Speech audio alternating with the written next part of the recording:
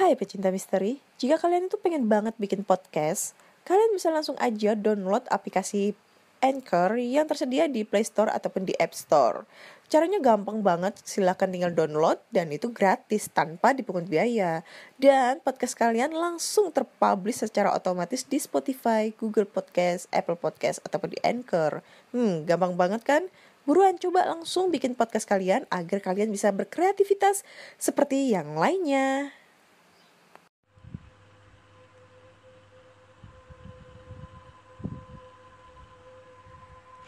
Hai, selamat datang di podcast kisah horor.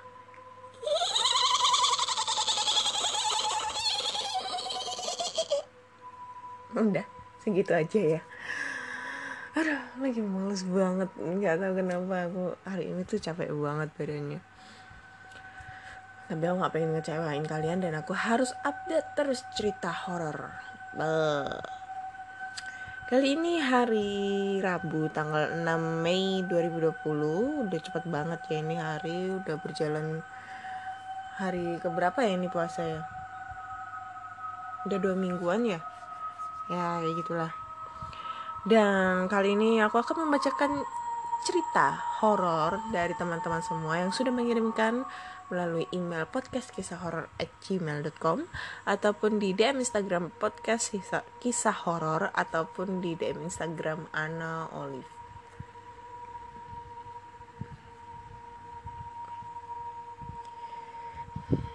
Sebelum kita mulai, jangan lupa matikan lampu, tutup pintu rapat-rapat dan pasang headset kalian. Siapa tahu di saat kalian fokus mendengarkan cerita horor kali ini ada sesosok bayangan yang sedang mengintai di kamar kalian.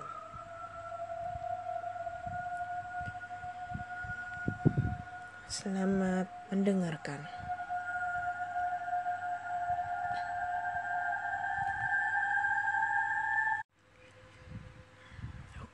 Oke. Aduh, batuk lagi. Kali ini aku akan membacakan beberapa cerita yang sudah dikirimkan melalui email. Dan langsung aja ya, tanpa babi bu lagi. Cerita kali ini dikirim melalui DM Instagram. Hai, namaku Fajar. Aku berasal dari Majalengka. Dan kali ini aku akan berbagi cerita horor yang pernah aku alami. Berikut ceritanya. Ceritanya, aku kerja di sebuah pabrik tekstil di daerah aku, tempatnya di sekitaran rumahku Majalengka bagian utara. Waktu itu aku masuk shift 2 dan pada pukul 2 siang dan istirahat pada jam 6 sore, maghrib. Tak ada hal aneh sebelumnya. Bahkan sebelum istirahat, saya sempat ngerjain rekan kerja perempuan saya yang satu gedung, tapi beda bagian. Saya bagian packing dan dia twisting.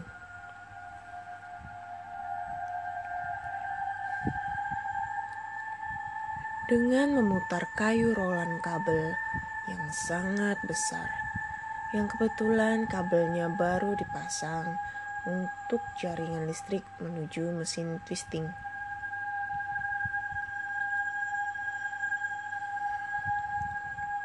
Kejadian aneh mulai terjadi ketika saya dan seorang teman yang satu bagian dengan saya selesai istirahat dan mengambil benang dari winding menuju tempat packing yang kebetulan berbeda gedung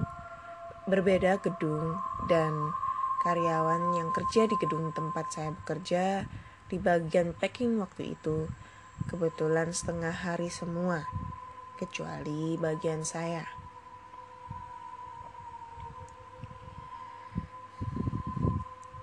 Ketika saya mengantar benang dengan rekan saya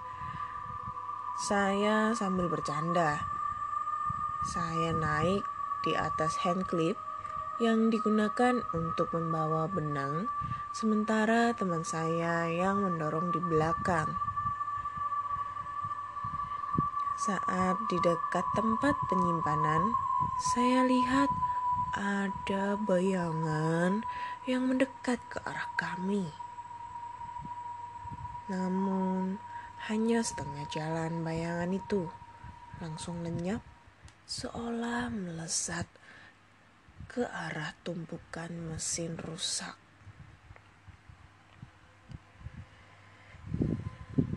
Saya mencoba bertanya kepada rekan saya, tapi dia tidak melihat sama sekali jawabnya.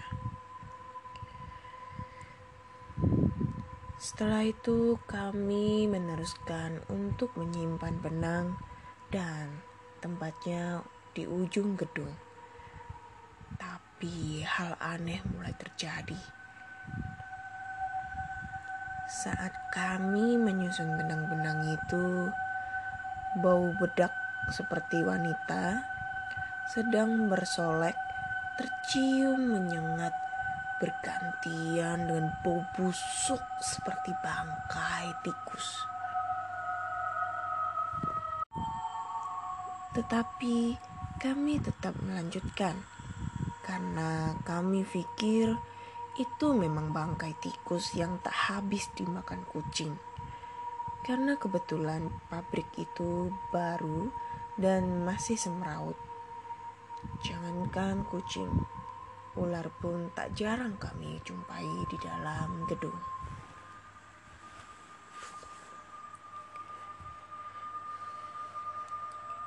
Karena memang pabrik ini dulunya persawahan dan kebun, jadi tidak aneh. Apalagi sisi lain gedung ada lahan kosong yang belum terpakai, yang banyak ditemui semak belukar.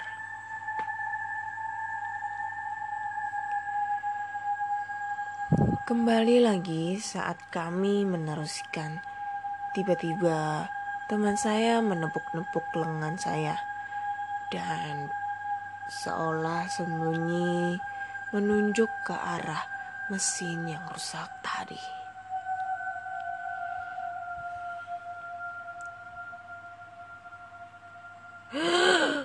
Alangkah terkejutnya saya melihat bayangan tadi mula-mula seukuran orang biasa, namun lama-kelamaan semakin bertumbuh besar. Saya dan teman saya langsung mengambil langkah 1000 menuju ke tempat lain dengan banyak karyawan yang sedang istirahat. Karena jam istirahat di pabrik itu bergilir antar bagiannya.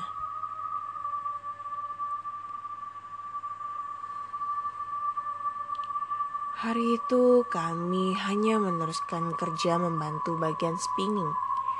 Karena memang benangnya sudah tidak ada lagi. Harus nunggu dulu beberapa jam untuk diantar ke tempat penyimpanan.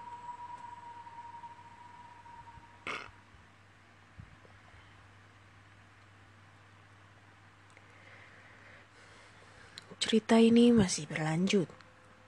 Keesokan harinya, rekan saya yang bernama Putri bersama rekan yang sebelumnya bersama saya menyaksikan kejanggalan itu bernama Jeffrey. Nah, kok bingung? Ceritanya bagaimana ini? Kembali diganggu ketika mengepak benang-benang kemarin dengan tawa cekikikan seperti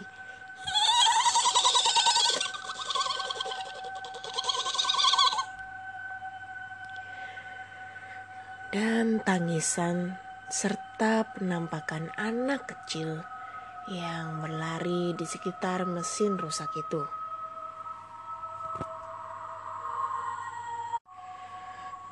Dan tak lama di bagian twisting ada karyawan yang kesurupan. Semenjak kejadian itu, kami sering mengadakan pengajian di musola di dalam gedung ketika waktu istirahat.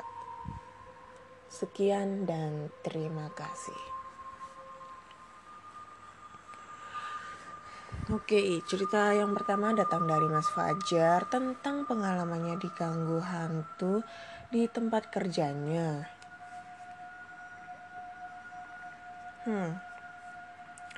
Ya ini lumayan sih, cukup seram ya, apalagi kalau sampai ada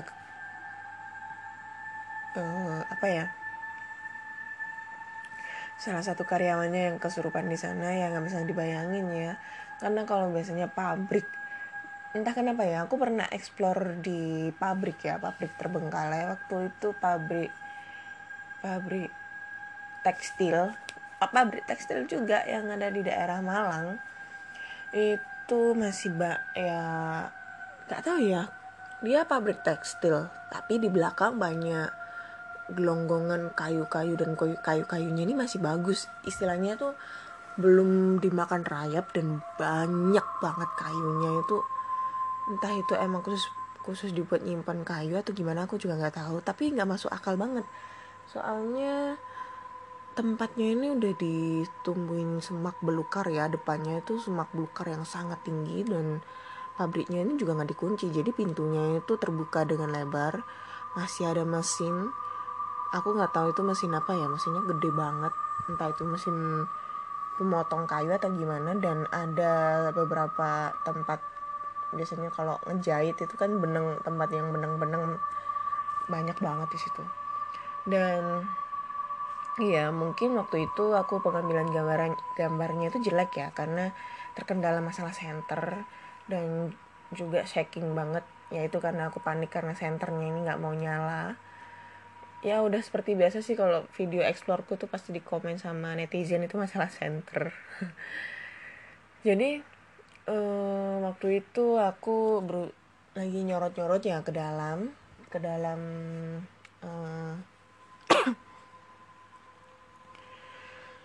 yang banyak area kayu-kayunya itu, yang di depan itu area untuk benang-benang, yang di dalam itu kayu-kayu, dan itu luas banget. Dan serem juga sih ya kayu-kayu itu. Dan pada saat aku mulai explore di sana, kebetulan kan aku explore-nya ini kan 2 orang, sama-sama YouTuber juga, tapi masuknya bergantian gitu kan. Jadi nanti temanku tuh nunggu di depan untuk nunggu kendaraan, karena tempatnya ini di pinggir jalan raya, jadi aku masuk sendiri. Tapi kalau pas aku waktu masuk itu nggak ada gangguan ya, mungkin aku kurang peka atau kayak gimana, aku juga nggak tahu ya. Tapi waktu pertama kali temanku masuk di sana, dia tuh banyak diganggu sosok-sosok, apalagi dia katanya ngelihat sosok nenek-nenek yang ada di dekat mesin. Tapi aku nggak nemuin. Ya cuma merinding disco aja sih, tapi itu ya bagiku biasa aja sih kalau merinding kan, suasananya juga sih ya. Ya terkait itu semua, memang kalau bagiku tuh kalau explore pabrik Terbengkalai itu the best banget. Apalagi yang terakhir itu aku explore pabrik kertas yang ada di Gresik.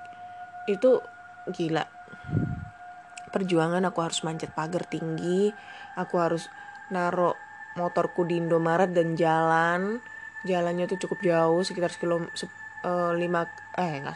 kiloan. Dan itu emang gelap banget jalannya, cuma dikasih penerangannya itu cuma dari motor-motor lewat. Dan itu ya rawan banget sih ya, sepi, soalnya jam 9 udah sepi, dan aku explore jam 9 harus naik pagar. Dan disitu gila, itu serem banget sumpah, karena gedungnya luas, gede, dan masih ada beberapa barang-barang. Itu yang aku cari, kalau masih ada barang-barangnya itu. Entah kenapa itu aku suka banget, karena pasti pernah terjadi histori kejadian di sana yang membekas gitu. Apalagi rumah yang masih ada barang-barangnya, sumpah the best itu. Oke, terima kasih Mas Fajar. Kita lanjut lagi cerita kedua.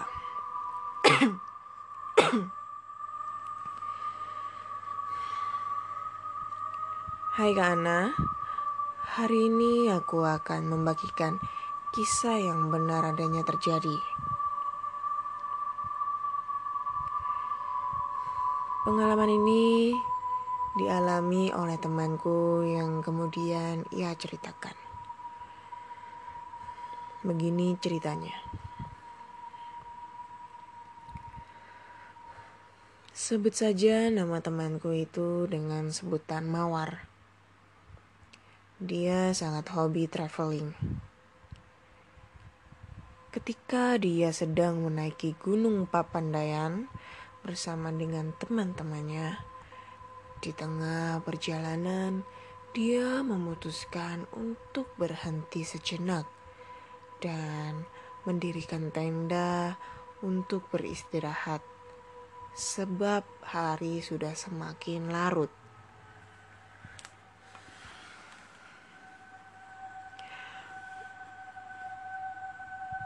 Perasaan seperti ada seseorang yang mengawasi dari kejauhan. Oh, maaf. Kelewatan ceritanya. Ketika tenda sudah selesai terpasang, terdengar suara jangkrik dan burung hantu. Dan tiba-tiba Mawar merasakan ada yang aneh.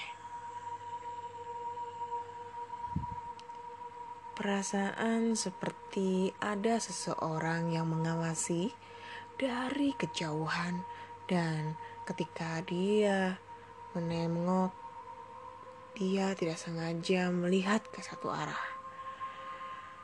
Dia melihat ada seorang wanita terdiam, hanya memandang tanpa mau menghampiri. Awalnya dia hanya terdiam dan memendam perasaannya. Kemudian salah satu teman dari dia berucap, "Mengapa wanita itu memperhatikan kita dari kejauhan ya? Apakah dia malu untuk menghampiri kita?" Seketika dia langsung berucap, "Lu ngeliat dia juga?" Kemudian sekejap suasana menjadi hening dan pada akhirnya menghiraukan hal tersebut. Di keheningan dia menjawab, "Sudahlah, hiraukan aja. Si teteh hanya iseng ingin menampakkan dirinya kali." Dan kita pun lanjut aja mengobrol-ngobrol. Waktu menunjukkan pukul 4 pagi. Perjalanan pun dilanjutkan.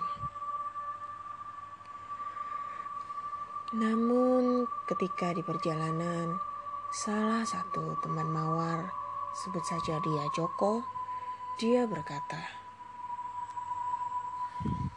"Kok kenapa ya? Tas gue kerasa berat banget dan semakin berat sekali. Padahal tadi itu gak bawa bawaan yang berat-berat. Punggung gue sampai pegel nih." Setiap 5 menit sekali, teman Mawar itu berhenti untuk beristirahat dan mengambil nafas.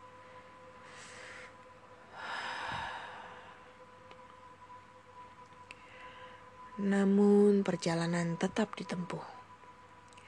Setelah 2 jam berlalu, akhirnya sampai juga di puncak gunung. Setelah sampai, Mawar pun mengatakan kepada temannya yang tadi mengeluh bahwa ia merasa tasnya terasa berat. "Bro, tadi jelas aja lu ngerasa tas lu berat. Orang ada kakek-kakek nangkring di tas lu, makanya lu keberatan." Dan si Joko menjawab, "Sial lu, Mawar. Kenapa lu baru bilang? Udah tahu gue keberatan banget." Mawar pun menjelaskan mengapa ia tidak mengatakan hal yang sebenarnya. Iya, kalau gue jelasin lu sama lu semua bakalan ketakutan dan akhirnya kepikiran, bro.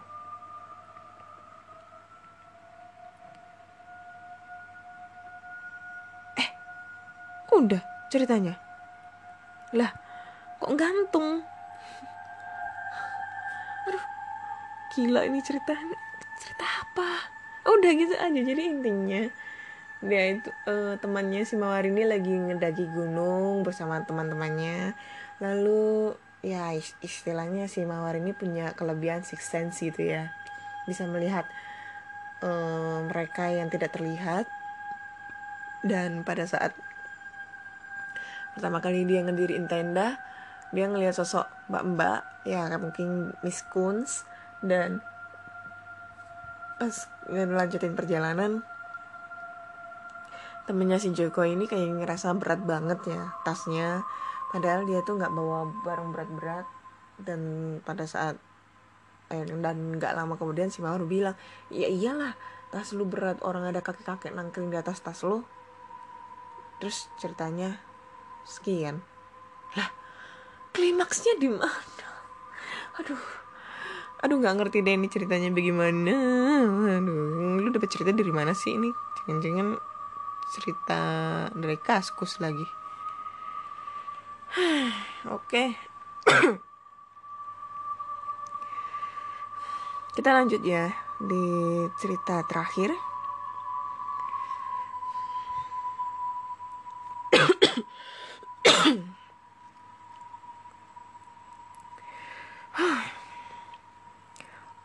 Waktu itu aku kerja sebagai penjaga malam di sebuah showroom yang menjual barang-barang antik. Nah ini kayaknya serem banget ini. Berasa kayak Annabelle ini ceritanya. Handicraft antik dan sebagainya. Pokoknya segalanya antik gitu.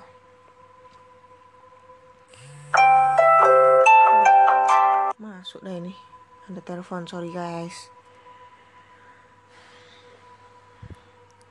Nyampe mana tadi ya? Selama aku kerja di sini, aku selalu mendapat pujian dari banyak tetangga.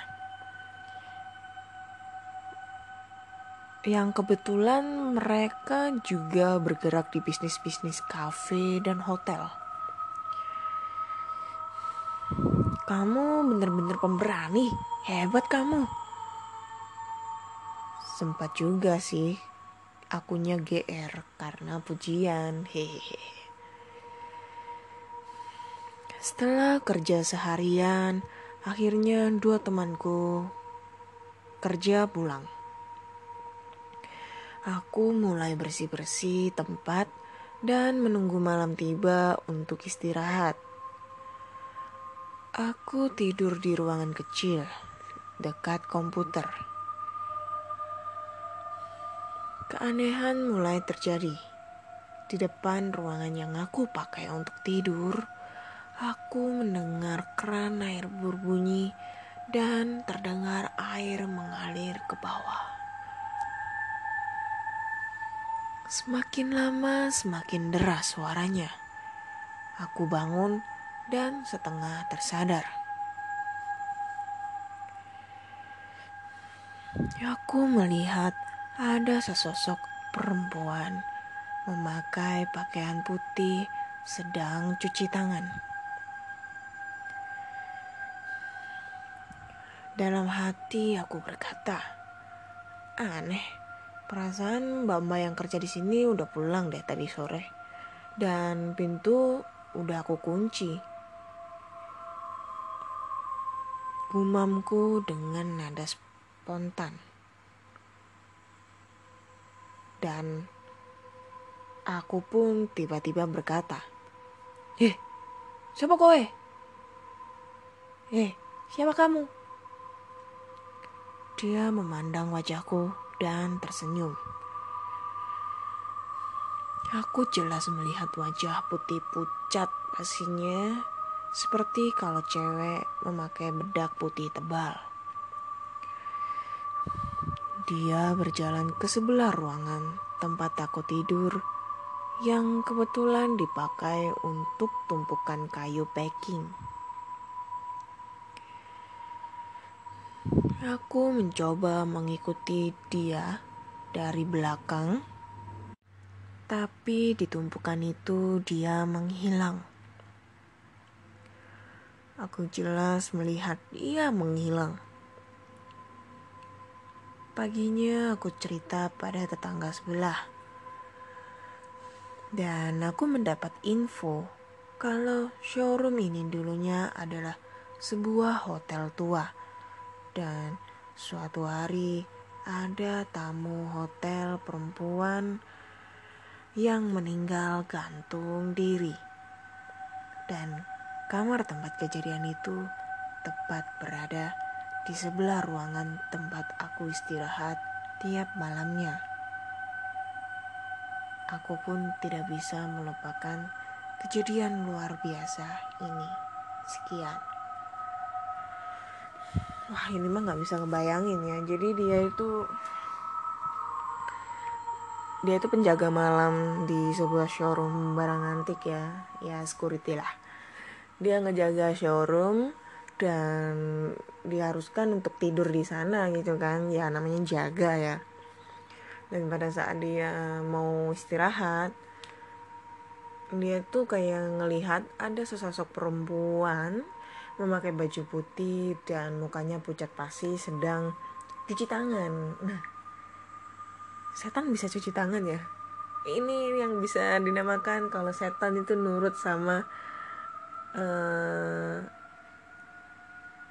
social distancing ya, atau mungkin nurut karena harus mencuci tangan gitu untuk penyebaran virus corona. Oke, udah ada 3 cerita yang udah aku bacain dan ya lumayan sih ya ceritanya, kecuali yang nomor 2. Gila, aku kira itu ceritanya bakal serem ya, endingnya atau gimana gitu loh, alur ceritanya bakal bagus. Karena kan kalau ngedengerin cerita kejadian mistis di gunung itu, wah itu seremnya epic banget gitu loh. Tapi ini endingnya ini mana, alur ceritanya kemana juga nggak paham, keles. Biarkanlah. Oke, cukup sekian dulu cerita kali ini. Jangan lupa kalian follow Spotify di podcast kisah horor, dan podcast ini udah bisa mulai didengarkan melalui Spotify, Google Podcast ataupun Apple Podcast atau Anchor ya. Dan jika kalian penasaran dengan cerita-cerita horor lainnya ataupun penelusuran, explore tempat-tempat terbengkalai, kalian bisa langsung aja mengunjungi di channel YouTube aku, namanya Anna Olive. Jangan lupa subscribe, like, komen, dan share. Terima kasih semuanya dan selamat menunaikan ibadah puasa. Semoga kita bakal sehat-sehat terus di wabah pandemi corona ini, diberikan kelancaran puasanya sampai selesai. Dan akhir kata saya mengucapkan selamat malam.